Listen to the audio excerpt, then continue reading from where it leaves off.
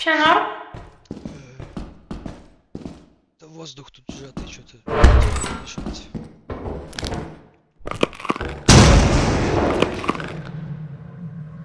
Оно и видно, как тяжело дышать.